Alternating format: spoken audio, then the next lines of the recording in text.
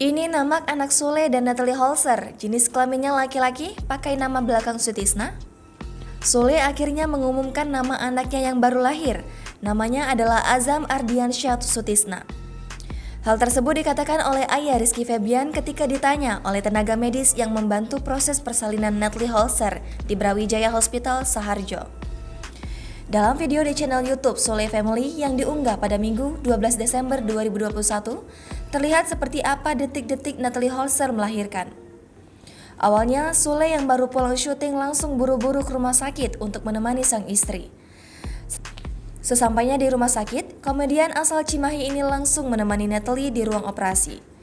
Di ruangan operasi, Sule mengatakan dirinya tegang, begitu pula dengan Natalie.